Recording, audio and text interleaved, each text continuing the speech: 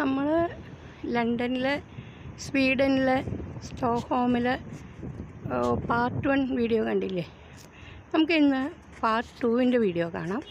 അവിടെ സ്റ്റോക്ക്ഹോമിലെ സിറ്റി ഹാളും അവിടുത്തെ ബാങ്കറ്റും കാണാം കേട്ടോ. അപ്പോൾ വരൂ വീഡിയോയിലേക്ക്. വീഡിയോ ഇഷ്ടപ്പെട്ടാൽ ലൈക്ക് ചെയ്യൂ, കൂട്ടായി സബ് ചെയ്യൂ, കമൻറ്റ് ചെയ്യൂ. Okay. That it was maybe 300 or 400 or 600 years old, because that 15 minutes walking further into the city.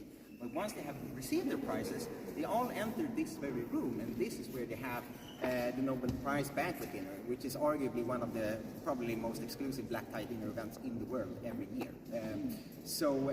Of course, fairly popular. This year, there on December 10th, past event that we had, 10th of December, there were 1,500 guests in this room, which is quite a lot of people, even though this is a fairly large winners. They're family members of the Nobel Prize Committee and the royal families.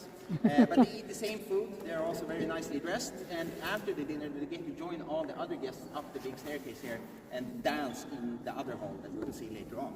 So that is probably the best tip for anyone that wants to attend and not win a Nobel Prize. And this is actually thanks to Alfred Nobel, because when he died, he said in his will that he wanted the percentage to be students, because the prize is not only about celebrating the people that have worked very hard to advance literature and science and so on, it's also about inspiring the next generation. So that's why some students actually get to participate. I believe it's about 200 students every year that gets to be here. So, there's no upper limit to when you can study in Sweden, so you can actually be quite old and still be able to be here. Okay, so what was going on in society at the time? I mentioned before that a lot of people were moving in, so Stockholm was expanding quite rapidly. They were looking towards the future, they wanted to modernize, but some people, they were afraid that we were going a little bit too fast. They wanted to slow down a little bit. They were afraid that we were getting what was considered boring. So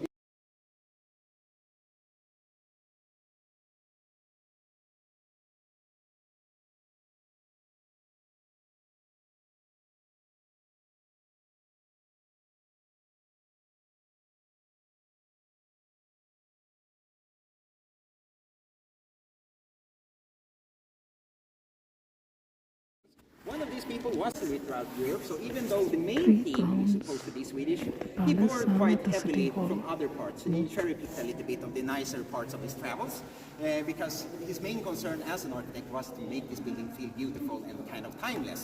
So for that, older buildings in Sweden and older building techniques and so on.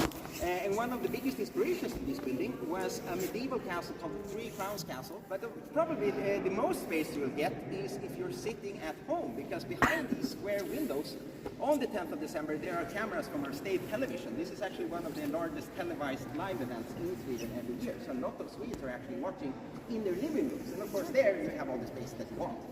So that will probably be the best way to enjoy it. The way it looks a little bit later on. First I want to explain why we are here in the first place.